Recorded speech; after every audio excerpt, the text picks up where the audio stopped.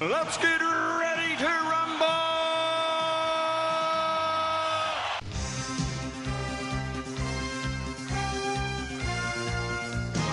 Hello and welcome to Netflix versus Cinema, the podcast that tries to put those two things up against each other, Netflix versus cinema. Where are you going to spend your money? The way we do this is that we go watch films in cinema, watch films in Netflix, rate them out of 5, take an average, and we see who has won this week. My name is Tosin and I am your host, based somewhere up in the Midlands, where apparently we do not get any good films. And joining me on the Isle of Wight are Sharon. Hello. And Shaun. Oh, yeah. Yes, so yeah, I was just sort of like having a bit of a whinge because there seems to be all these films that you get to, like, okay, on this, anyone who's listened to this podcast has listened to us and we've moaned about how the Isle of Wight doesn't get some good films, and so Shaun has to get on a ferry, go across the water, go over to Bournemouth into a student town and get to see all these films. But now I'm beginning to think that I've got an even worse end of the stick than the island, because there's some films that I feel like are showing on the island that I'm not even getting anywhere in the not in the Midlands, but in near Coventry. I don't like this. Guys, I think we might live in some bad areas if we're going to be trying to do a film podcast. Well, you'll have to look around. You might have to go a little bit further afield, Toes. You mean, okay, so I've paid for an Odeon Limitless card. I have an Odeon Limitless card. You're trying to tell me that after I've paid for that, I might have to go to another cinema and pay money for a ticket to see a film. How many screens are at your local? My local cinema, there's 8 screens. Oh wow! Well, they shouldn't they? Really? Well, the trouble is with the big movies is they put them on all the screens, don't but they? You were saying, Toast, earlier that you get a lot of the Hindi movies and you get a lot of the non-English speaking language films. Well, no, only because if you've got like the community there, which we haven't really represented here, because we don't get any of those. So I was thinking the other day, if you want to watch a foreign language film, you cannot watch them at the cinema. They have. I tell you what, in Bournemouth, which would be great, that they always seem to have a Polish film, and they have a Bollywood film, and they got a lot of Polish films. Because I've often tempted to go and watch them, but I've never really. They've been at odd times. But they have a lot of Polish films at the Bournemouth cinema. Mind you, they've got like 5 studio screens and about 12 big screens. I mean, the studio screens are great because that's where I go and see. But most of the films that I go to see, which we don't get on the island, are in the the little ones. The little ones, they call them studios, but they're pretty nice.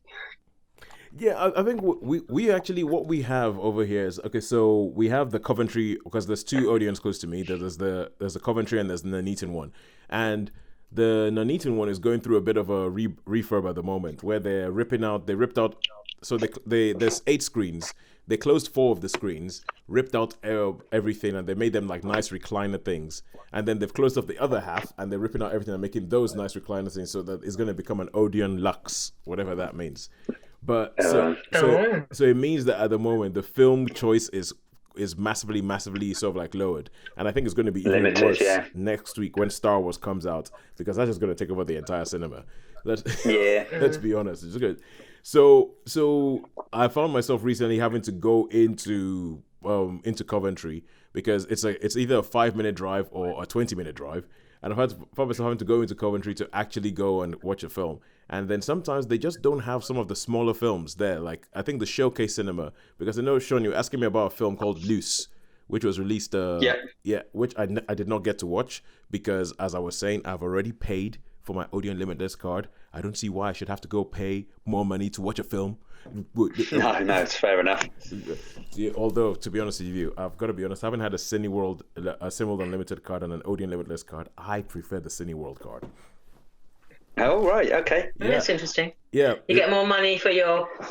Well, they cost exactly the same, but Cineworld does seem to get more films. I mean, I know that there was the whole Hateful Eight thing a couple of years back, but Cineworld, it does seem to get more films than Odeon does. And also, when you're doing your Meerkat movies 2 for 1, Yeah. You can go with the Cineworld Unlimited card, do Meerkat movies, get 2 for 1, and you get essentially 2 tickets because because the ticket that you get, they both count. Yeah, they both count. You can't do that in Odeon. Oh, that's a bit cheeky. Yeah, you can't do that in audio, and so much so that Claudia, my wife, has stopped watching films with me in the cinema because I have an audio limitless card. They won't let us use the Makeup Movies thing, and also if you go watch a film, they have a blockbuster charge. So if you're watching a blockbuster, like a film that they expect to be big, it actually costs more in the first 3 weeks of it being released. Oh my God, really? Really? So that disincentivizes you from actually going with your membership card. Exactly. The thing is that with your membership card, it doesn't make any difference. But if I go, like when we went to see Lion King, we went to see it on the first weekend it was released. And she went to the student card. She got the ticket and she was like, why did they charge me like $6.25 when it says up there it's supposed to be like £5? I went to ask them, oh, it's because it's a new film. I was like, what? Is that, yeah, it's because it's a new film. And I actually went and I had a bit of a spat with them on Twitter. I was like, what the hell? And apparently that is the Odeon policy, that if it's a blockbuster film or a film that I expect to be big, it costs more in the first couple of weeks than it does later on. So there's just a whole bunch of things. I'm looking at them going, oh, for goodness sake, I don't want to be here. I really don't. Well, I'm glad I didn't get one because they got a massive Odeon in Bournemouth, brand new one. But they did have the card then. I thought, oh, should I get that for when I come over? But if that's what it is, I ain't gonna bother. Yeah. No, I mean, I've been a member of Cineworld since 2008, I think. I broke my Cineworld membership when I moved up here, and I thought because the closest Odeon is further away, that's in Hinckley, and that's about half an hour drive. And so I thought, my God. Yeah. So I just thought I'll just. But now I'm beginning to think, you know what? Maybe it's worth it. Maybe the extra half hour drive is worth it. But anyway, okay. Enough about what films we don't get and what films we don't. But this week we had quite an interesting thing happen, which is somebody got in touch with us on our Facebook page, and this is a lady called Alisha Pilkington, who is I haven't told you guys about this, but I'll just read to you what she said, and then I'll have it. So she says, "Hi, I'm a student journalist at Goldsmiths University of London, working on a piece about Netflix releasing their films in cinemas. I was hoping I could get a comment from you, since this issue obviously plays right into the foundation of your podcast. I'd only need a sentence or two, just talking about how you think releasing the films in cinemas changes the experience and whether it's worth it for the audience. Thank you so much for your time, Alisha Pilkington." Oh, wow. Wow. Yes. It's pretty good, huh? Yeah, and so she got in touch with us yesterday, and I wanted to sort of like let us discuss it on the show, and then just give her the recording and be like, yeah, this is what we thought. Unfortunately, her deadline was 3 p.m. yesterday, but oh no. Yeah, her deadline was 3 p.m. yesterday, so I wrote some stuff because I think this is the kind of thing we've spoken about before on the podcast. I wrote some stuff and I sent it through, because I know we have slightly differing views, and I sent it through to her anyway. But I thought, let's have at it anyway. A quick thing before we get into the films we're going to discuss this week. Have at it. What do you guys think? Do you think that Netflix gets a movie and it's a Netflix original, and okay, further on, I asked her to clarify, to say, it's like when she says changes in the experience, does she mean changes the cinema watching experience or changes the Netflix watching experience? And she says, changes the movie watching experience, as some directors have criticized Netflix originals as being TV movies, in inverted commas. So it's kind of about whether they seem out of place in theaters, or if being in theaters itself elevates the movie. So what do you guys think? Well, I think you've got like this two-tier system, haven't you, almost? It reminds me in the 80s you had cinema releases, then you had direct-to-video. And it was like a new phenomenon, because before the 80s, there was no such thing as direct-to-video. Everything was a cinema release, or it was made for television. Yeah. And so now we've got this whole, where it's made with cinematic values, but the platform it's intended for is basically effectively a small screen. Yeah. But it is made with cinematic values. Yeah. So they've got the budget and they've got the cast and they've got the skills to make it as high production as you want. So in terms of the quality, years gone by, you'd put a video in and you knew immediately this was a direct-to-video video because everything about it was cheap. Be kind, rewind. Yeah. Have you seen that, Toes? I think no, I never saw that. It's a good film. Yeah, it's but I think that has blurred the edges definitely a little bit, because you're getting these films that are packaged for a television platform effectively, but they have really high production values. And some of them, I think, this would have been quite good to see in a cinema, but it wasn't released in cinema. I was thinking of the one The King, the one about Agincourt. That would have been a really good cinematic experience because the battle scenes, they put the time into them and they made them look really good. But I only saw them on my television, and sometimes I only see them on like my tablet. Yeah. So you do lose something, I think, in the translation from the cinematic values and they made it in to your experience of watching it on a small screen.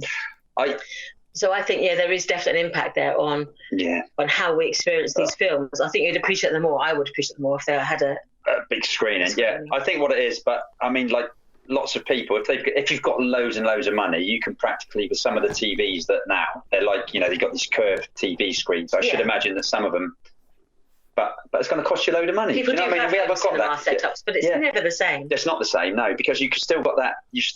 Oh, why don't we have a cup of tea? Or, hang on, pause it here. I want to go to the loo, and it's handy in some senses, But the phone's ringing. I better stop this and listen to. Yeah, you don't have that immersive experience. No, you don't have. And I think it's that immersion in the experience of watching it, letting that take over, and then the world recedes, and you're just in the moment of watching the film. I think you don't get that anywhere other than the cinema. No, and I have to be honest that sometimes when I've haven't felt like going out or something, and then I thought, I will go and see a movie, I've really, really enjoyed it. Yeah. And I've especially, I know this sounds really bad, I prefer it when there's not a lot of people. Yes. I really prefer when there's not a lot of people, not a lot of rush. Well, you've got no distractions. And I mean, a couple of the movies, it sort of really, really takes me back to when I used to go when I was really young and in my teens and in my 20s. And I just think, especially with some movies, and I really do enjoy the experience much more than... Actually, I remember some of the films I've seen on my own in the cinema, or when there's only been like two or three people. I have a much more vivid experience of those films than some of the ones where I've been when it's been packed. And because you do get like it's a personal screening almost. I totally agree. You are immersed. You are concentrating. Whereas if you watch something at home, you're not concentrating quite so much. Yeah, but that's why cinema hasn't died, hasn't it? I think it's the fact that when you're watching something at home, you can. I think Shaun, you hit the nail on the head. It's like you can pause it. And it's like you can pause it, you can rewind, you can be like, oh, what was that line? I didn't hear it. I wasn't paying attention. Go back. And you can't do that in the cinema. I mean, it used to be that you could do this. It was same thing when you're watching something on TV, but now you can pause live TV. So that's it. Yes. So I think I agree with you guys that it's different when you're in the cinema because you have to give yourself over to the film and to whatever it is the filmmaker is trying to say. However deep or maybe banal it might be, it's like you have to give yourself over to that because it's like, okay, cool. What's it, Martin Scorsese? I'm watching The Irishman in the cinema. You've got me for 3.5 hours. I need to sit down. But and in I'm amazed with that how many people have said they've watched it in parts. Yeah. Amazed me, people. Yeah, I've watched that. I watched that in 3 parts or whatever. You see, now this is the thing. But when I said this to Alisha when she went in the response that I sent through to her, I mentioned the fact that that 2 of us had gone to see The Irishman recently, and first of all, if Netflix had not put up the money for it, that film would never have been made. So no studio would have put up the money to make The Irishman. So first of all, if you're saying, okay, it's got to be in the cinema, go and be in the cinema, that film would never be made. We would never have seen it. And number 2, I was like, because the film's almost 4 hours long, depending on start times, we've complained about how with even shorter films, start times have messed it up, and we haven't seen these films because the start times didn't work out. So by the time you looked at the start time of something like The Irishman and you'd actually gone, okay, I've got to put it in there, you thought about the 4 hours that was going to take out of your time, make it 5 by the time you've actually added on trailers and all that nonsense. Like by the time you put that on, I'm thinking that if this was in cinema, it's likely that we would not have seen The Irishman, quite frankly. Well, I don't know. I mean, years ago they used to have, when I was really young, and I'm sure you were the same, Sharon, is they would have an intermission in the film. Yeah. They would actually have films I seriously remember, and was Lawrence of Arabia, massive screen. I must have seen it in the shoot. Long film. They had an intermission, and you can actually see Battle of the Bulge. Remember that Battle of the Bulge? A bit tired now. Ben-Hur. They all had an intermission. And my fair lady had an intermission. Yeah. Yeah. And so what I mean, and they used to have like at the start of the film, they would have like the whole like refrain of the movie, and it was like West Side Story, all of those. They would play the whole music for about 5 minutes before the film actually started itself. Yeah. And then you'd have the break, and they'd have this big screen, and the usher would come down with the ice creams in the little tray, or you could go out to the foyer, and then We've become a less patient society, though, haven't we? We're not prepared to wait or prepared to put the time in. We want to have it at our convenience and in our terms. So you can see how Netflix exists, because it's necessary, because we live in a society where people don't have the patience to say, oh, there's only one showing today, I'll rearrange my day so that I can make that screening. And they're saying, no, I'm going to watch it when I want. I always remember a film called The Wild Geese, and I think we did it on one of our other shows. I don't make space to. There was an interview in that. It's the bit where they jump out the plane. It goes da da da da da, and I remember the break being in that, just as they so they got all the training, and it's like da da da da, and then it comes up intermission. There's an intermission in Independence Day. I think that's the last one I remember there being an intermission for a mainstream film in living memory. Well, I'd love to see something like that. We're still alive, but Yeah, okay. I'd love to see something like that again. Yeah, sorry, Toes. Yeah, no, but I'm just thinking though, because that's all well and good, but with Martin Scorsese and everything like that, I'm not sure he would have put an intermission in. No, I'm not. So. But we did. Yeah. No, you and I both did. I had my intermission about an hour in, and then I watched it to really 2.5 hours. So this is.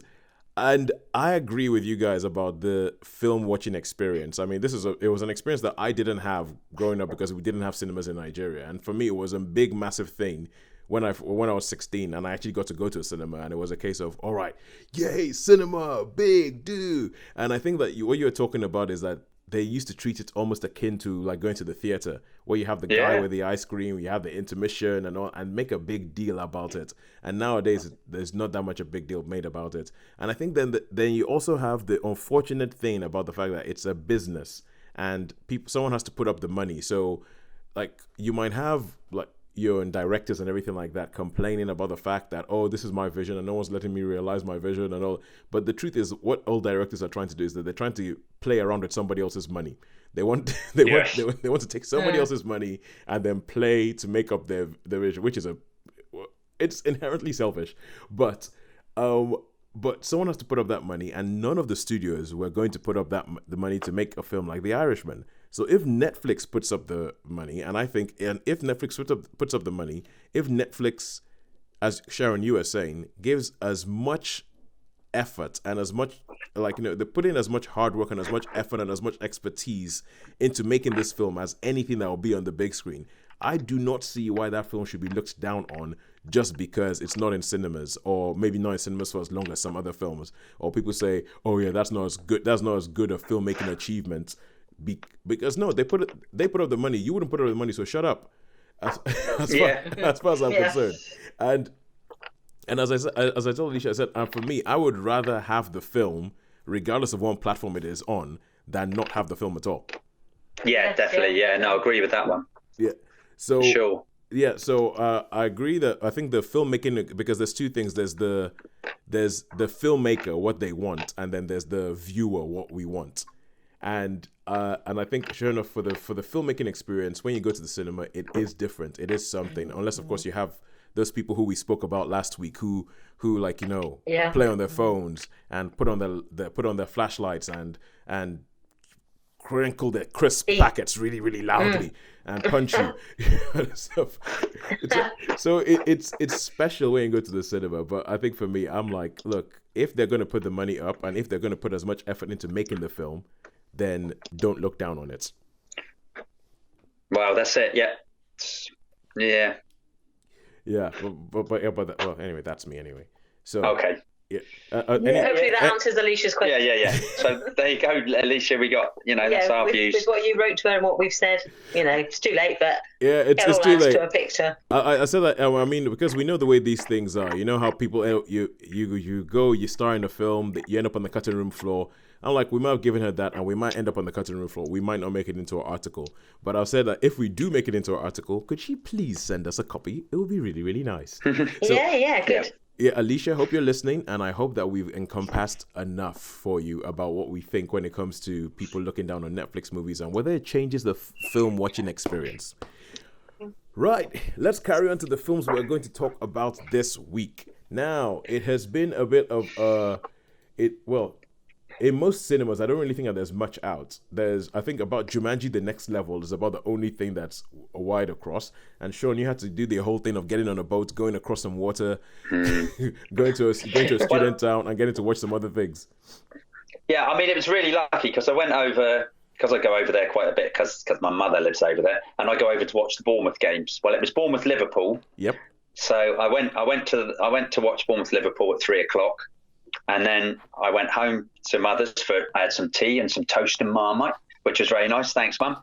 And then I got straight off and I saw the 5:45 showing of Honey Boy. Yep. Which is one of the films to be. And then there was like a 40-minute break till Lucy in the Sky. So, and where I went to, where the Cineplex is, yep, there's like a massive 24-hour Tesco thing. So I went and had a little look around there and I bought a few sweets. And I went back and I watched Lucy in the Sky. Yeah, so it was really, really, the timings were really right. You know, it actually worked out really good. Football, Honey Boy, Lucy in the Sky. Cool. And some toast and Marmite to boot for those that. Well, toasted sounds nice, but Marmite. Yeah, that's it. All right. Okay. So that was really good. So because there wasn't a lot out, I figured that I would, we'd see some other stuff. But as it is, I've seen a couple of others now anyway. So I went to the cinema with my arm firmly twisted at the back. You did, yes. Oh yeah, I did go to see Charlie's Angels. You did, yeah. We wanted to know your thoughts. Oh yes. I did, yeah. Okay, so don't tell me because I really my whole thing ever since I've seen Charlie's Angels and I've been going on about how I really want to talk. I want to talk to women about this film, and I'm so surprised that of all the films that have been released this year, this is the one that makes me want to have a serious conversation about gender politics. But what I want to do is I want to get you and Holly, our London correspondent, is watching it this weekend, and at some point next week, if we can work in the schedule, so I want to get you, Holly, and I want to have a chat with you guys about it. Cool. Okay. Cool. Yeah. I can save my opinion. Yeah. Yes. Save your opinion. I want to hear. Yeah. Anyway, never mind. And I think next week, because we're gonna have next week is pretty much going to be the Adam Driver show, because I'm not sure if anybody else has been. There's this film called Marriage Story, which Netflix is shoving in your face at the moment. Every time you log on, it's like Marriage Story. Watch Marriage Story with Adam Driver and Scarlett Johansson, because this is one of these films which was in cinemas for a blink and you miss it second. It's being touted for Oscars and all that kind of stuff, and Netflix have got their hands on it. So Netflix and there's 2 films that have been released in the last week that were over the Adam Driver movies. One of them is called The Report, which was in cinemas for a blink and you miss it thing, and then all of a sudden showed up on Amazon, and Amazon will shove it in your face going, watch this. And Marriage Story, which is going to be watch this. And of course, next week we're going to have Star Wars, The Rise of Skywalker, which is just going to be everywhere. So it's like Adam Driver, the Adam Driver week. Which I have to say, apart from Kylo Ren, I really rate highly. I think he's great, Adam Driver. I really liked him in Black Klansman. I thought he was first class, and he was okay in The Dead Don't Die. He was sort of very deadpan in that. So, I mean, but I don't like him in the Star Wars film. Okay, we'll leave that till next week. But but did we decide, Shaun? Because Lucy in the Sky, we have an also ran section. So we have 3 rounds where we talk about Netflix. We talk about cinema, film, Netflix film, cinema, film, Netflix film, cinema, film, Netflix film. And every now and then we've ended up watching too many things in a week, and we have to put things in an also ran section. So did you decide that we're going to put Lucy in the Sky in an also ran, or we're going to keep that for next week and talk about it next week? Well, I mean, I don't mind really. I don't know how we want to go. It's one of those films that it might still be around, but I think it will go very, very quickly. So we can keep that, because, I mean, I've watched loads, I mean, I've seen Motherless Brooklyn, and so we're going to have to, because I think, Sharon, you're going to have to decide, right? I know it seems me. You've got to decide out of them. I mean, I can mention them in also rans if you want to. But I mean, I really want to do Honey Boy, really. So it has good potential. I think we should save it till next week, because even if we don't watch it at the cinema, it's going to be appearing on a platform near you very soon. And it would be quite good. Okay, so we'll save that till next week. Okay. An executive decision. Lucy in the Sky is being waited till next week. Right, that's being waited till next week. Okay, we have 3 pairs. So Lucy in the Sky, we're waiting till next week. Yes, We're going to wait until next. So we have 3 pairs. Yeah. What about Motherless Brooklyn? You're doing that next week. Oh, I do that next week as well. Okay, that's cool. No, that's cool. We can do that. We can fit that in. We should perhaps on odd occasions we could do 4. Yeah, but not now. We'd stick with this. We have done in the past. We have done in the past, yeah. Yeah, but the problem is that I don't think we have enough Netflix stuff. We haven't seen enough Netflix stuff to actually... Okay. To get the match pairs. Yeah. Okay, all right then. Okay, cool. So let's kick off, because this is one of these weird weeks where I think every single film we're talking about, only one of us has seen it. So we have 6 films and only one person has seen it. I've seen Jumanji. I watched it last night. You've seen Jumanji. You saw Jumanji? I watched it last night, yeah. Okay. I saw the late show at 9:00, so I have actually seen Jumanji. All right. And this is fresh. That was last night after. I got back really late and I showered because I was so cold, and I was in some duds, and I thought, I thought I'm going to go to pictures, because I really, you know, like we were saying about the immersive experience. Yeah. And it was great because it was in Screen 1, which is the big screen, and I was in the front row, and there weren't many people there. I was late gripped by what's going on in the world, so I had a very late night, and so I didn't go out at all last night. Oh right, okay. I had the television on literally till 3 in the morning. No, literally, it was till 3 in the morning. Wow. But I won't talk about that. No, we're not. That's. Yeah. So Jumanji, the next level. Jumanji, the next level. Yes, you know, I actually totally forgot about that. Well, you were having your Christmas do. Yeah. Okay. So for everybody who's wondering what we're talking about, because you might be listening to this, we're recording this on the 13th of December. Hang on, this is 13th. Yeah, we're recording this on the 13th of December, 2019, the day after a general election in the UK. So yeah. Anyway, as I said, let's just move on. Yeah. Okay, cool. So we're gonna kick off with Jumanji: The Next Level, which Sean and I have both seen. Now, this is a sequel to Jumanji, Welcome to the Jungle, and which was like a continuation of the Jumanji franchise that was kicked off with the Robin Williams movie back in the 90s. So in this one, it's a video game, and people get sucked into a video game, and then they go through the whole usual Jumanji thing, which is that you have a whole bunch of essentially obstacles that are trying to kill you. Let's put it that way. And you have these kids who get sucked into this video game, and they end up being put into avatars played by The Rock, Karen Gillan, Kevin Hart, and Jack Black. And then this film, essentially, it's a sequel, so it just kicks off all over again. Now, and that's basically the idea. Sean, you went to go see this. What did you think of it? I did. Yes. Okay. So this film, it was. I watched the other. I was really surprised by the first Jumanji sequel. I was really, really surprised how much I enjoyed it, and it was really, really good. And I thought, this is going to, have to take this. I don't think it's going to be so good, because it made a lot of money. So I reckon this one probably won't be quite so good. Yep. But I have to say, and to start off with, I thought, where's this going? Because you've got sort of Danny Glover and Danny DeVito. And I'm thinking, where's this going? Danny DeVito, that's it. So you've got those two, and they're like old mates, but they've had a falling out or whatever, and they're just trying to get back together, and then they're actually taken into the game as well. So, but obviously you can imagine, a bit like me, they don't know what's going on, you know what I mean? Yeah. And you can, and I mean, I think the guys that are playing the avatars or the game, are having so much fun playing it. They are having a lot of fun. Yeah, because Danny Glover. Yeah, Danny Glover. He's like really slow talking. It's like and takes a long time to get to anything like that. So yeah, do you know what? I really enjoyed this. I was actually chuckling out quite often and quite a few occasions actually. I thought it was so yeah, I was mildly surprised.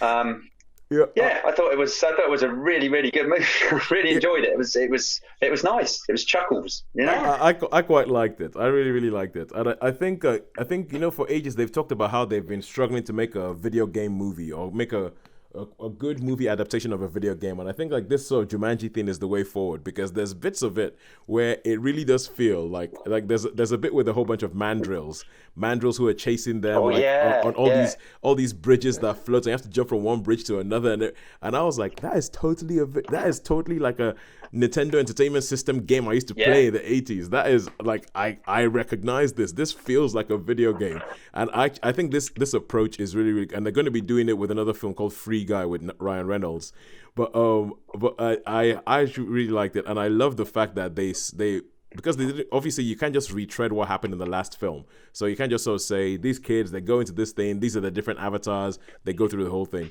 So they changed the world. So because there's a bit where there's actually parallels. This is kind of there's a bit of this that's a bit Black Mirror light. Like there's an episode of Black Mirror called Striking Vipers, which is all about people go into a game and they have this different life and everything like it. And this film starts off with a little bit of that about how this guy Spencer, he isn't happy with his life, and he thought that when he was in the game in the first film, he liked the feeling of being this character, so he wants to go back into it. And that is very sort of Ready Player One. It's very that episode of Black Mirror. And there's little bits of this that sort of like are seeded throughout the film that says that maybe it's hinting at something bigger. But first and foremost, it's supposed to be like a thrill ride. It's supposed to be like almost like a sub Indiana Jones style thrill ride. Yeah, it is as well, and as I say, that you've got some added characters as well. You've got some added characters. I mean, they've added in some characters. Ming Awkwafina, which Ming like Fleetfoot. Yeah. He's like a lockpick and just the safecracker, that sort of thing, and I. You know, with the switching around, because there's quite a lot of switching around going on and stuff. Yeah, they have the whole thing where they switch from one body into another. You have all these actors until they sort themselves out. Yeah. But this Ming, back to this Ming, she, you know, what? Yeah, I mean, it was like, you know, you could actually see the character she was. Yeah, you know what I mean? The funny thing about she played it so well. Brilliant. The funny thing about it is that you had bits where you had Jack Black, because in the first film, Jack Black was like the MVP, because Jack Black was playing, he was playing like, you know, sort of teenage, like, you know, prom queen. And Jack Black is hilarious in the first film, because you're like, oh my God, I never thought Jack Black would have been the perfect choice to play a teenage girl. And in this film, you have bits like where you have Kevin Hart goes from playing an old man to playing somebody else, and there's a scene where Jack Black is playing a black teenage football star, and in the same scene, it goes from Jack Black playing a black teenage football star, which he gets away with the way he does it, to Karen Gillan playing a black teenage male, like, you know, 6-foot football star, and Jack Black playing like, you know, a neurotic teenage girl. And it's just kind of like, you're going, oh my God, these guys are having so much fun, and they're pulling it off. And like, that's what it looked like. Yeah, that's what it looked like. And I think Kevin Hart's doing his Danny Glover impression is hilarious. It's like, I appear, definitely. It's like I appear to have turned into a muscular small Boy Scout. That's right. Yeah. And like, that's a hippopotamus. Yeah. Interesting thing about the hippopotamus. Yeah. And you have that. I think out of all of them, The Rock playing Danny DeVito is the one that does not work as well. I have to say, I totally agree with you on that, Tosin. It does not work as well, and it's thrown into sharp relief, as you said, because it's a bit later on in the film where Awkwafina plays Danny DeVito, and the way she does you're like, whoa. I mean, even the way she's good, because the way she walks, you know, like Danny DeVito's got that little penguin-y walk. She even got that, you know what I mean? So it's like. She gets the walk down and everything, and you're like, whoa, oh my God, this is serious.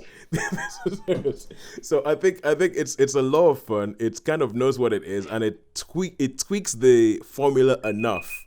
Oh, there we are. So it tweaks the formula enough so that it's not just a retread of the first film. That there's actually a couple of different things in there. There's bits about, like, you know, friendship and, like, you know, not letting time go by. There's a little bit of a message about friendship, about being yourself, about, like, you know, trying to escape into a game because you're not happy with your life, all that kind of stuff. And I mean, I've thought about this hard at all that, and even this is a weird thing where after watching the film and talking about the film now, I'm actually feeling happier about the film than I did when I was watching it, if you get what I mean. Yeah, I do. Yeah, it's like the film is growing into my estimation. I think I'd have to give it a high 3. It's a very high 3, but I don't quite think it's a 4. Yeah, I know. I mean, I've got this thought as well, but high 3. But I am going to, because I enjoyed it so much, and I actually had chuckle out laughs. Yeah. I was laughing quite considerably, which was which was quite surprising. So I'm going to give it a 4. Sorry, it's a 4 for me. This cool. I enjoyed it that much, and I enjoyed it more than the first one. Actually, the second sequel. Cool. Yes, I did. Yes. Good stuff. I know. Surprised there. I'm surprised. I'm even surprised at myself. I do intend to watch this one. But I did it. I do agree with you. Didn't quite work as The Rock. Danny DeVito didn't quite work as The Rock. No, I don't think it didn't quite work. I mean, I liked the ideas of what they did, and I liked the sort of character, like the fact that when he gets into the game, he's like, "Oh, my hip feels amazing." Yeah. I like that, but I think of the different things where you had a character in the game acting like a real life person, that was the one that didn't work as well. But but yeah, cool. So that's that, and now we move on. We move on to In Like Flynn. Now this is something that you saw last week, Sean. We had seen. Yes. Last week we had the opposite thing where we'd seen too much stuff on Netflix, so we had to move stuff to this week. And now In Like Flynn, I had a little quick like this because when you wrote this, I originally thought you got it wrong and you were talking about In Like Flint, but then I looked up. And I realized, oh no, this is an Errol Flynn movie. This is right up Sean's alley. So Sean, do you want to kick off by telling us tell us what Errol Flynn means to you, and then you can tell us about the film. And I think Sharon to a degree. Yes, Sharon's I brother. have a long relationship with him. Okay, so In Like Flynn, Errol Flynn was like my hero as a young boy. My hero as a young boy. I mean, I never got to see these films at the cinema, but they were standard fare on TV at Christmas. The Adventures of Robin Hood. The Adventure of Elizabeth Essex, Don Juan. I see, you know them all. Seahawk. But he is, right, because the film that came out in 1938, which Robin Hood, like you're talking about, Welcome to Shire, my lady, is where, and I think ever since then, Robin Hood has looked like, in wearing green tights, you know what I mean? Just like the men in tights with a little green cap. And he's like a super, super swashbuckling. He was in a lot of swashbuckler movies. If you've seen the Disney Robin Hood, that's where there is just a complete copy of. So they are, and Men in Tights, Robin Hood, Men in Tights. And I mean, really, if for all you younger listeners, if there's some younger listeners, just check out some of these films because they are really great, brilliant adventures. Yeah. And I remember I must have been about 7 or 8, and it was a Christmas time, and they had the Adventures of Robin Hood. Do. Anyway, and I was just like, whoa. Probably part of it gets which got me into the movies. And was brilliant westerns as well. Dodge City, Virginia City. They died with their boots on, where he played Custer. Yeah. So anyway, Errol Flynn was this huge, big box office star. Really, really good looking. Had a bit of a reputation for the ladies, and there was a bit of a scandal. Well, a few scandals really. And if you ever heard of David Niven, he writes. He's written an autobiography called The Moon's a Balloon, and he was really good friends with Errol Flynn. It's worth a read. It's a good read about old Hollywood type stars. So anyway, so you got Errol Flynn, who's this like, well, he was a superstar in his time, wasn't he? Oh yeah, biggest star on the planet. Fairly typecast though, I think, which upset him a little bit. He didn't like doing all the westerns, did he? He preferred doing the adventure stuff. Yeah, and he liked to be classed as a serious actor, but he couldn't get away from that swashbuckly adventure. He was just too good at it. Just too good at it, yeah. And I mean, he had the right thing. So anyway, so that was Errol Flynn, and the film In Like Flynn. Okay, well, In Like Flynn. The expression "In Like Flynn" is an expression that came about when he was alive because of all his amorous exploits. Amorous exploits and getting into trouble. I mean, there was the one where he was accused a few times of doing some, Anyway, so back to this. So In Like Flynn, I thought, oh, this is interesting. I need to watch this. And it takes part, and this is about before he becomes that actor. So it starts off, he's like leading an expedition in New Guinea, and he's like the guy's a producer, a film producer, and he's got a film, and they go around, they film the wildlife and all that. And he says, oh, one day, you should come to America and try it in the movies. And anyway, so it goes that far. There's a few adventures, there's a few narrow escapes, and then it's about his early life where all the adventures he goes on, like a boat.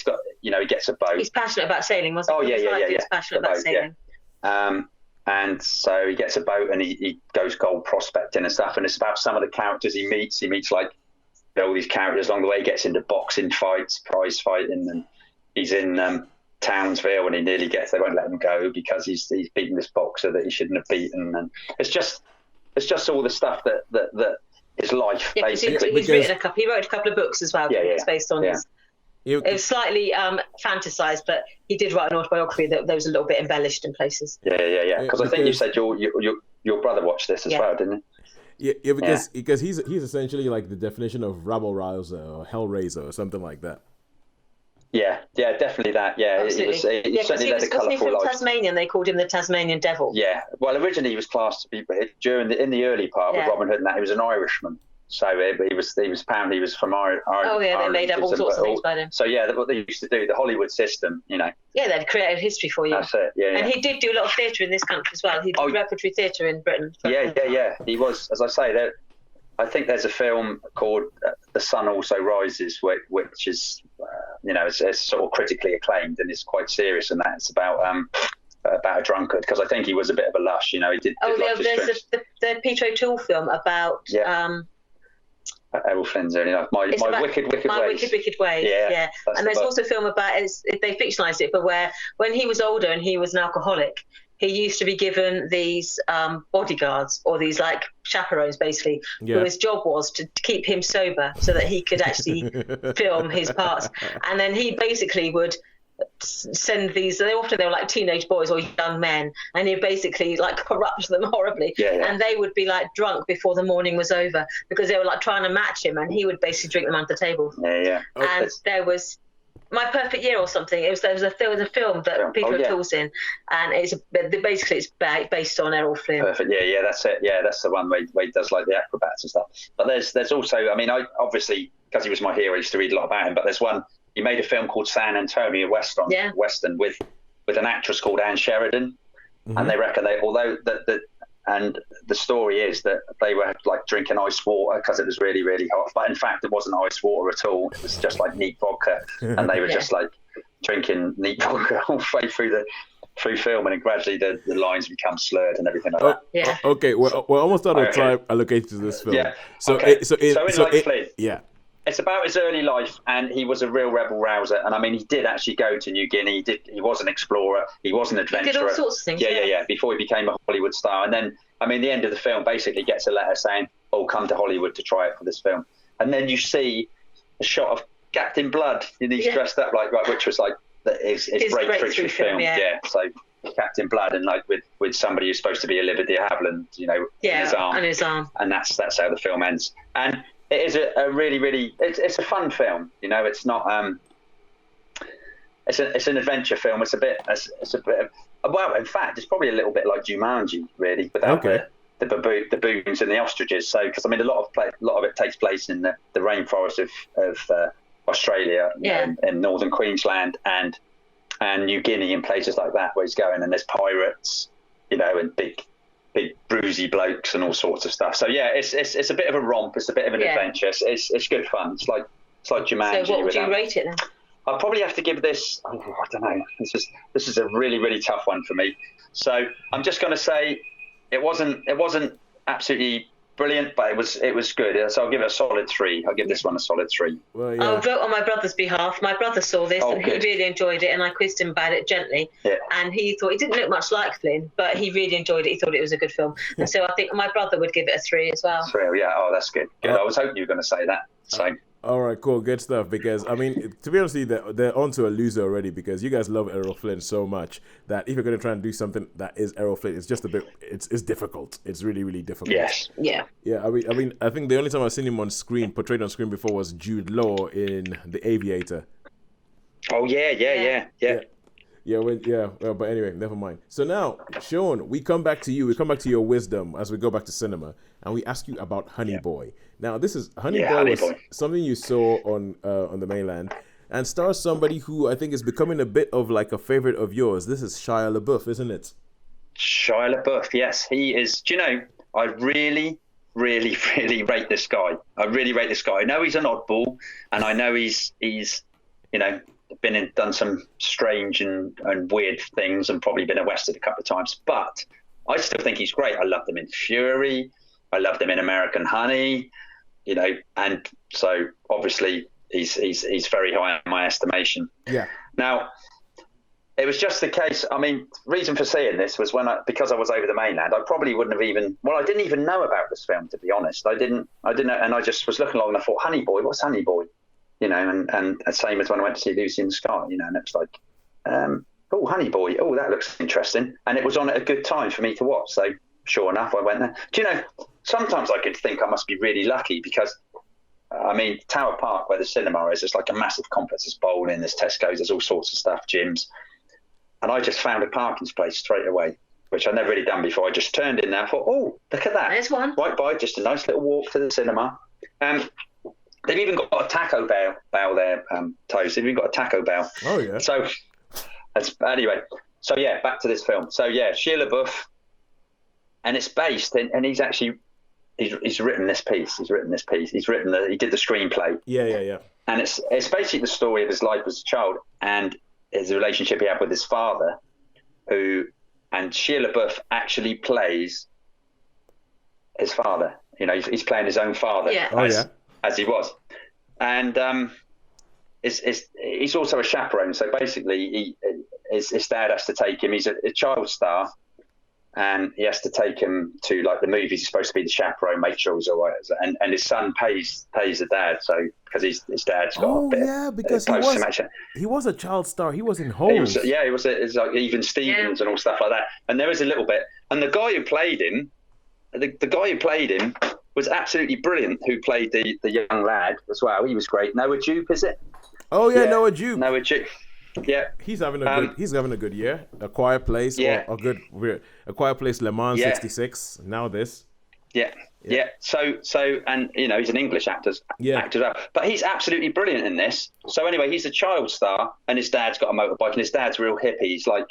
He's like something out of Tom Cruise in 4th of July when he becomes against the war. Yeah. So he's got the motorbike, he's got the bandana, he obviously lets. I mean, the lad's supposed to be 12, but he's letting him have a cigarette. He goes, "Oh, you know, can I have a cigarette, Dad?" And he's not the best of fathers. He's not the best of fathers, but I think I would have quite enjoyed him as a dad, to be honest. And but what's quite interesting is, from watching this film, I actually went on YouTube and there's an interview with Shia LaBeouf on Jimmy Kimmel, is it? Yep. And he's saying. He goes, yeah, my dad, and they were asking, they said, what does your dad think of this film? He said, oh, well, he didn't want to watch it, but he said, I watched my dad watching it on like the computer, on a computer screen watching it. And he said he didn't say much about it, but he thinks he probably enjoyed it.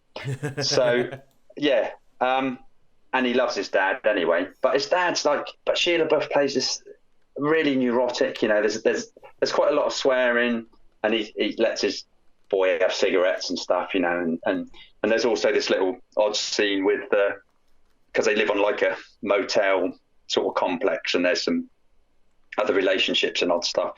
But man, this is a great film. Really, really, really terrific movie. I mean, I guess, I was thinking about the other day. I think of all the films I've liked, like this. And Lucy in the Sky, and then there was last year there was Leave No Trace, and you've got all those films. Yeah, I think a lot of these films you could probably watch on Netflix or TV, and it would be okay. But they're just really this whole immersive cinema experience. When you're in the cinema, totally concentrating on these films, you know, which is different. Because if I'd have watched this on maybe Netflix, it might not have had such an impact. But because I was in the dark. Yeah, watching this film, really, really concentrating, thinking, "Wow, that's fantastic. That's great." You know, the lad was, I don't know, it was just a really, really good film. I was like really, really pumped for this movie. You know, and it's not like there's no effects, there's no shooting, there's no, you know, it's Well, I just can't say enough about this film. I was blown away by it. I really was. I was like, oh wow, I'm really, really pleased I've seen that. Yeah. So just nice, simple father-son story. Yeah. It's. But what I mean is, it's not like those big, massive Jumanjis or Star Wars or anything like that. No, there's a place for the different types of films, aren't there? So, and I think actually seeing this at the cinema, and they're fairly small screens, the studio screens, and there was no one there, so I was totally concentrating on the film, you know. So just a bit intimate. Yeah. Oh, his dad. His dad sort of grows marijuana, you know, and he's like growing it on the freeway, you know, like with the because he's saying, oh, you know, the municipal company they've got like the sprinklers, so they're watering it all, and you know, so he goes off there, and so you've got them in the middle of the freeway all going on. There's this big place. So yeah, sure, it's not the way you're talking about. It sounds a little bit like, you know, something like the Florida Project or something like that. Oh yeah, definitely in the same vein as the Florida Project and American Honey. Okay. So I really enjoyed this film. So how many stars would you give it? Okay, I'm going to give it a 4. I'm going to give it a 4, not a 5, because I think a 5 would be too generous, you know. But it's a really high, solid 4 for this movie. I really liked it. It might not be everybody's cup of tea, and there's a lot of swearing. And I'm guessing it's one of those things where and a little bit of drug use. I'm guessing it's one of those things where not much happens. Yeah, no, there's not a lot. You know, the things that do happen, but there's a lot of interaction between the characters. Lots of interaction, and I guess that's, you know, I've been thinking this, Tosin. All the films I like is where there's a lot of interaction between people, and that was the best thing I think about Knives Out was when the people interacting with each other. So I'm going to give this a solid 4 stars. Definitely 4 stars here. All right, big one. So that's 4 stars for Honey Boy, and cool. And now we go back to Netflix and Friends. And Netflix and Friends, we're going to talk about, this is me, and instead of Netflix, we're going to be talking about Amazon Prime. And this is, talking about a documentary that I saw called Andy Murray Resurfacing. Now, I don't know if you guys know anything about Andy Murray or anything like that. I've mentioned before. It's tennis. Is that the one is that the English tennis one that was Scottish? English. Or Scottish. Do not go there. Scottish. Yeah, that's the one that was moaning about. Yeah, I do. Yeah, I mean, I've got to be honest with you, Toes. I'm not a major tennis fan. So you know, I mean. He always had a reputation of being a very chippy Scot, didn't he? Yeah. Throughout his early career, he was just a chippy Scot who was always a bit like, oh, you horrible English. And then he won Wimbledon and everyone sort of loved him. I mean, yes. And they turned around. His whole relationship with the British public really turned around at Wimbledon and about the time of the 2012 Olympics. It was a real turnaround for him. I mean, these documentary type ones, I'm assuming it's a documentary type ones, I do quite like. I mean, I'm not a major sports fan, but I did like the one they did on Senna. Oh, yeah, and the Maradona one. Yep. So, you know, I really enjoyed those. Is this the same sort of type of film? It's kind of like that, but obviously the difference is that this isn't being done in like retrospect. This is actually just being, it's like there's someone who actually followed him around for the best part of a year, or actually for probably over a year. There was a lady, I can remember her name, Olivia something. It's like Capuchin. I'm sorry, but she follows him around and she makes this film about him because. Now, you talk about Errol Flynn and you talk about him being like, you know, your hero and everything like that. I'm big into tennis, so I've been following Andy Murray. I've seen everything that he does and everything that people have said about him. Like, you know, Sharon, you were alluding to the way the public or the newspaper spoke about him as like, you know, the chippy Scot and all that kind of stuff. Yeah. Because he made a joke once when he said, "Oh, I want anybody but England to win the World Cup," and then they were like, "Oh, very dare you!" And then they came, and it pretty much came up to like, "Oh, how dare you? We pay your money," and it's like all that kind of rubbish. and so since then he's kind of like, you know, retreated into himself, and he's known for being quite dour. And 2019, this was a year that kicked off, and I remember in January 2019, January, I love it, it's my birthday, it's around about that time the Australian Open also starts, and Australian Open this year, Andy Murray had been out for a while with a hip injury.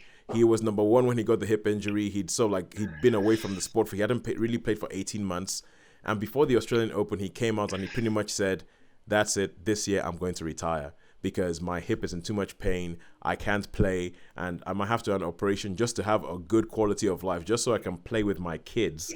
And I remember that kind of ruined my January. I remember for some reason being so sad, because I was like, oh my, this guy has worked so hard in an era where he has like, Roger Federer and what's the other guy, Nadal and Djokovic and all these guys, and they're the more fancied ones, and he's worked so hard to actually even have a chance to go against them.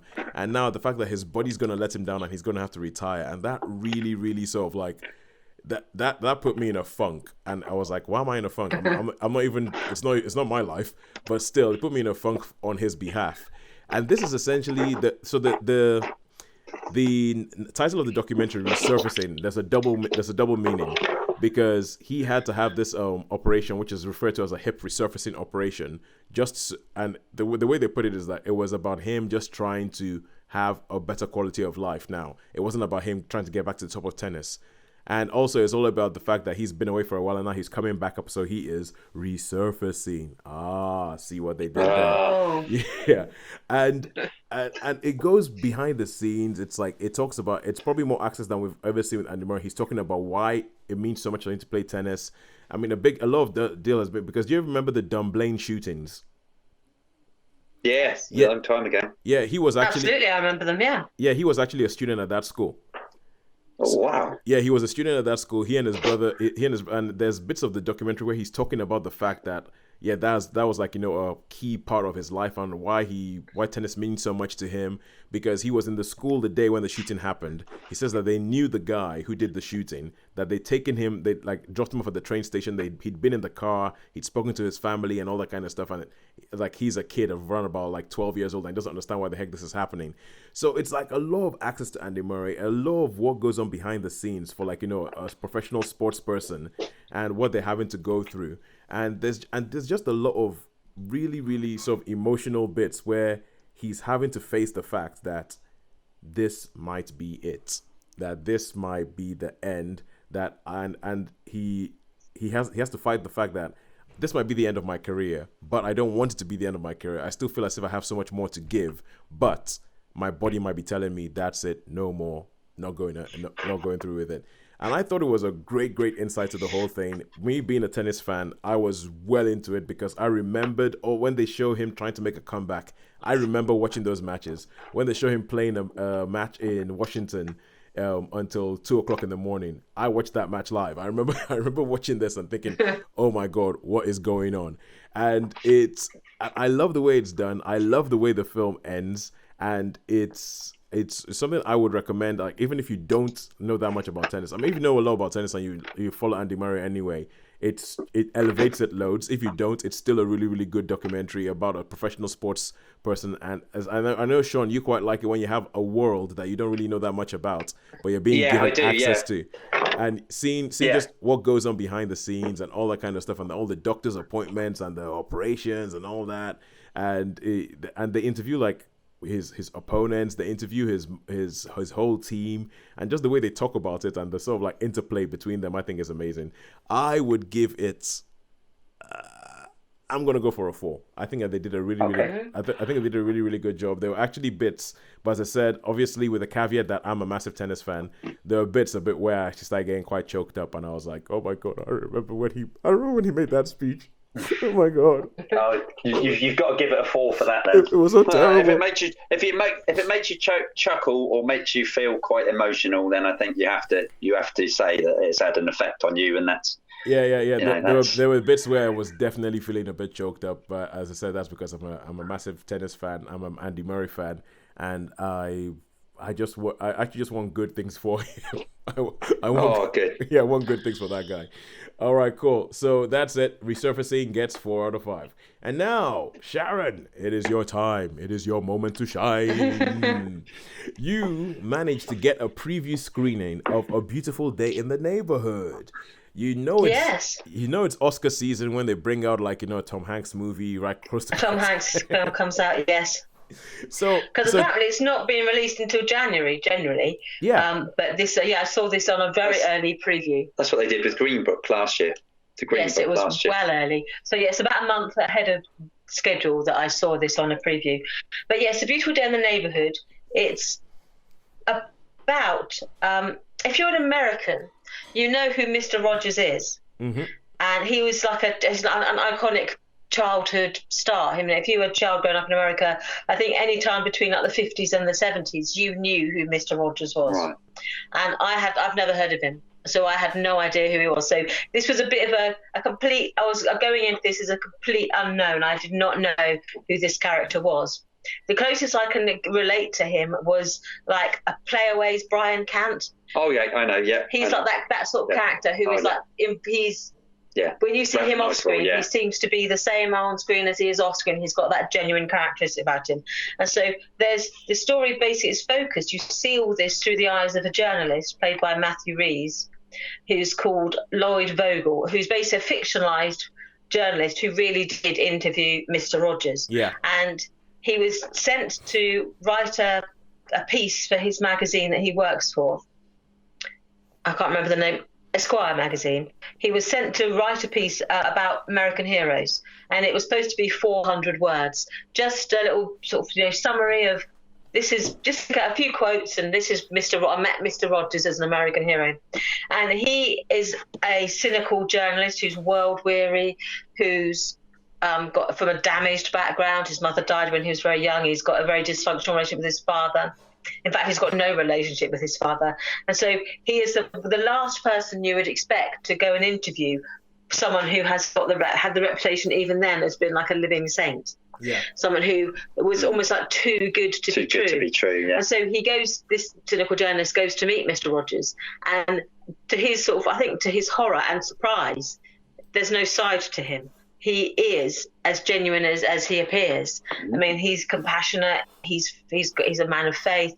He's a man of compassion and wisdom and insight. But it's not something that comes naturally to him. He says, I do these things every day.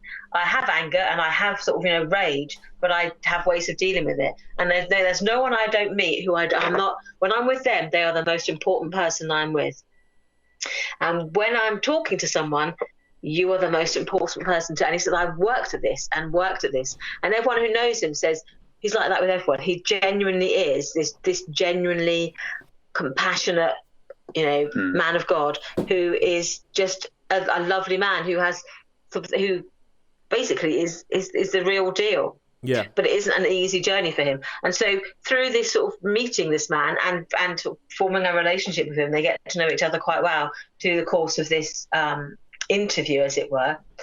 It's bit by bit Matthew Rhys's characters begins to examine his own life, and he begins to see where he needs to put the work in his own life to become the man that he ultimately wants to be, the father he wants to be to his young child. So it's one of those films that I think is probably uniquely American. I don't think we in Britain make this sort of film, because we're too cynical. We don't like our heroes to be genuine. We like to find a side to them. We like to find. You're exactly right. We have these exposés about like Enid Blyton, who and we like the fact that she was not this sweet old lady, that she was a bit of a cow, and so we find that we look for our heroes and we like them to be slightly more flawed. Whereas if this film is anything to go by, this guy seems like he was a genuinely lovely man. Oh, wow. Yeah. Wow. And so it's a really interesting film. So I found it, quite a nice film. In fact, that nice is a horrible word to use because it's so bland. But I found that it's a good film in that it's like goodness does not come easily. It's something that he had to work at. And to be genuinely good is not something that we should be cynical about. Is that we should embrace it and celebrate the fact that there are some genuinely good people around. Yeah, there are. And if there happen to be someone who's on our television screens and who has influence on the lives of so many people around them, then that should be something we should celebrate and not look for the cynical and for the. We should try to embrace that better, our better selves. So this really sort of spoke to me. This film, I really enjoyed it. I think we have this thing in this country of, because you see it in the papers, of building people up, and when they become heroes, we just love to knock them down. It doesn't matter what. Just want to do it. But I was sat there though when I was thinking about my childhood heroes. I think half of them are in jail. So I think we have. Yeah. I know what you're saying. In the 70s. Yeah. And I was thinking, he's a bit like no, you can't think him because he's in jail. And no, you can't think him because he was arrested for being a paedophile. And I was no. And so I was thinking of who could I say we could compare it to. Exactly. And the only one I could think of was Brian Cant off of Playaway. Yeah. And Because I was even thinking, Jeffrey from Rainbow, I was thinking, did he not have a bit of a side as well? So, not that he was anything criminal, but I think there was that bit of a... look, George, Jeffrey's going out. Well, put more petrol on him. And but he's the real deal. I get the feeling that he actually genuinely is the real deal. That's cool. Yeah, because I think with this, I only ever came across Mr. Rogers because when Eddie Murphy was on Saturday Night Live, he did a parody of Mr. Rogers, where he lived in the ghetto and he would come in doing exactly the same thing as Mr. Rogers, and he would have things like his landlord would come around and he would be like, "Kids, my landlord's a scum bucket. Do you know any scum buckets? Oh, I bet you do." And that was the only way I was like, it looks like he's parodying something. What is he parodying? And that's how I found out about Mr. Rogers. So with that, so is Mr. Rogers? Is this true? Is this a true story? It's a true story. Yeah, there because generally is an article called about Mr. Rogers, a real hero. Yeah. Yeah. So the film is pretty much from what I can understand, it sounds like the film is an adaptation of how that article was written. Yes. Okay. All right. So how many stars would you give it? Well, I think following on I think I'm going to have to give this a 4. Yay! Because I like the fact this sort of people go on a journey on their stories. So I liked the journey that Matthew Rhys's character went on.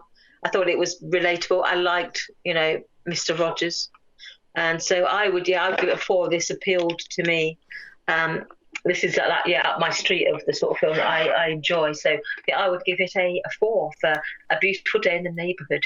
Right. And if you're an American, that would probably start you singing in the way that if I said underground, overground, people would start singing Wobbling Free. There's certain words will just trigger a song in your head. And so, but yeah, A Beautiful Day in the Neighbourhood. I liked it a lot. Oh, yeah. Cool. And I believe it's directed by the same lady who directed Can You Ever Forgive Me? Oh, right. Yay, I thought I would get that reaction. Right. I liked that. Yeah. I did like that film. Yeah, I like that film. That was, Can You Forgive Me? That's the plagiarism film, isn't it? Yeah, so faking letters and things. Yeah, directed by... Again, Melissa McCarthy playing against time, but it's excellent. She was good. She was good. Marielle Heller. So Tom Hanks, Oscar talk. What do you think about that? I think, because if you know who this character is, you'd probably say it was pitch perfect. I can't compare them, but I gather the feeling that they made such a big effort to make him as like Mr. Rogers as possible that I think, he's yes, they like Tom Hanks. All and right. they've obviously liked Mr. Rogers, so I think, yes, it's a good bet. Cool. Good stuff. And now we come to the final thing of this evening, and this is Papillon. So, Papillon, yeah. Yeah, so, Shaun, you saw this on, I think, was it Sky Cinema or something? Sky Cinema, yeah. I saw this on Sky Cinema because I missed it at I didn't see it at the main cinema. Now... Yeah, because Papillon, now let's see, when I hear that, I think Dustin Hoffman and Steve McQueen. Steve McQueen, yes, definitely. The butterfly tattoo on his chest. Yeah, you've seen Papillon, haven't you? Oh, dozens of times. Yeah, that's what I mean. That's a film you can watch and watch, can't it? And the music, And at the end, you want to. I'm not going to give any spoilers. You've never watched it? Oh, Tosin. Yeah. Yeah. No, there's... So this is a remake. Devil's Island. This is a remake, yeah. This was the remake film. I mean, the original... was I was just great, wasn't it, Cam? I mean, it's Devil's Island. It's a convict island run by the French, where basically their worst offenders they send to this island, and you're forgotten. That's it. You're there till you die. Yeah, that's it. There's no parole. There's no early release. You're on this island, and basically the guards don't really get involved in their lives. They literally run it as like this sort of colony. It's a colony, basically. Yeah, it's a colony. And if you do bad things, you get thrown into the cooler. Yeah, but basically it's like a wild. Yeah. I mean, it is a prison, and the there's quite a lot of freedom. But if you do stuff wrong, you are locked in solitary confinement. So during what time is this? Like, what time period is this set in? This would be like the I think before the First World War. Yes, so around around the 1920s, and basically Papillon was a jewel thief who was supposedly murdered his wife. But he obviously was saying he was innocent and everything. And also on the on the boat going over to Devil's Island, because obviously he's been convicted, and on the boat going over to Devil's Island, you've got this other character played by, in the original was played by Dustin Hoffman, and in this film it's played by what's his? Who's the guy? Malik. No, Charlie Hunnam's playing Papillon, but Rami Malek is playing. Just shows you I can't remember. So I can't. It will come to me in a minute. The tiny weedy guy. Yeah, the tiny weedy guy. But he's like an accountant, and he's really rich, and he manages to hide money away somewhere. So basically, he becomes like obviously some of the criminals are after his money. Yep. Yeah, that's it. Louis Daguerre. Thank you. I should have known that. Louis Daguerre. And Papillon sort of protects him and takes him under his wing. And then Papillon wants to escape, so he keeps coming up with all these ideas to escape. And he ends up getting chucked in solitary confinement. Yeah. And I mean, basically, he's put in solitary. He's going to die, but Louis Daguerre manages to get sort of coconut sent to him, which was the same as in the original. So he actually survives, and then when he's free and he comes out and he gets into the story, but all the time he's trying to escape. He's thinking up to ideas to escape, and there's a lot of sort of interaction between it. Now this film, they sort of took elements from the original movie, the Steve McQueen movie. They took elements like obviously the solitary confinement and some of the other stuff that went on, but they tried to put a different take on it, because there's one scene where he's in solitary, and I don't know if you remember in the film, they say they have to put their head through a little hole like that, and the guards come up and put like a stick under their chin, so they got their head stuck out. They put their I thought, they're going to do it the same, but they didn't do that. They did it a slightly different way. They said. So basically, as you can tell probably from my voice, that I was, and I don't like Charlie Hunnam much anyway. Was he in Lost City of Z? Was he in Lost City of Z? Yes, he was. Lost City of Z. Yeah. And what else has he been? He's been in a few other things. Sons of Anarchy. Has he? I don't know. I haven't seen that. Was he in King Arthur? Yeah. It was in Triple Frontier. Probably. Oh yeah, I saw him in Triple Frontier because I didn't mind Triple Frontier. Yeah, I think we reviewed that. Yeah. But he's not really. I'm not a major fan of his, and I think he's probably. Was he in that? Oh, King Arthur. Was that the latest one? Yeah, King Arthur, Sword and Legend of the Sword. Sword. Guy Ritchie one. Yeah, Legend of the Sword with old David Beckham going up. But yeah, so not a major fan of Charlie Hunnam, I have to say. Hunnam, or however you should call him. So that probably put me off a little bit from the start. But I did watch the whole thing. Yeah. Because I was tempted not to. Yeah, sorry. No. I just have a question. So, okay, because I always wonder when you have a film that is like an undoubted, so like bona fide classic that everybody talks about, like even if you haven't watched it, you know about the film Papillon, like me. I know who's in it, all that kind of stuff. I always wonder, why do you go make a remake? What is the point of making a remake? What is the point of it all about? You have that film there already. So unless it's like, now we have better technology that can show something better, or there's like, there's some resonance with what's going on in the world today or anything like that. I always wonder, why make it again? There has to be a really, really good reason for you to make it again. And I'm guessing that from what you're saying, Shaun, you don't really think that there was a good reason for them to make this again. No, maybe for people, like of a younger generation, perhaps who would never seen the original Papillon. Mm-hmm. But hopefully, if they do see this, it might make them go and watch the original to contrast and compare, because this is not a patch on the original, and I don't think that's me just being biased, because I like the original so much. I just don't think it quite works. Yeah, you haven't got the. What can I say? You just haven't got that. Well, there's something about Steve McQueen that has got that edge, hasn't he? Yeah, but what I think it is, it's again, we come down to this. We come down to the fact of interaction between actors, and the interaction. And with Dustin Hoffman and Steve McQueen, it worked. It really, really worked. That friendship, that companionship, that relationship worked really, really well in the original Papillon. In this, it doesn't quite have that. They just don't seem to be that close. Should we say that close? Yeah. That there wasn't that screen relationship. Chemistry. Yeah, there wasn't the chemistry between. Thank you, Shan. There wasn't the chemistry between the two guys as there was in the original one for me. And I mean, I don't know if that's I'm being biased about Charlie Hunnam because he's like the latest thing, isn't he? But that was what really, really did it for me. And towards the end, in the end scene in the original, when they're sort of really old, they become really old, and it just didn't, I have to say for that Malik, he just didn't cut the mustard really. So shall we say it was a disappointment? And I don't think it's a disappointment just that I'm being precious about the original. I mean, that's a genuine observation with this one, is that the chemistry wasn't there between the actors. So I can only give this. I'm only going to give this. I mean, I'll give it a 3-star because perhaps there was some bias in there. I don't think there was. I did try to look at this, independently, and because it's a good story anyway. Yeah, it's a good story, but it wasn't quite. Yeah, okay, there we go. So 3-star on that one. All right, 3 stars, and that's it. So all that's really left now is to say who has won this week. Right, so... Oh, I think it's going to be close. So yeah, I don't. You think it's good? Or Sean, what do you reckon?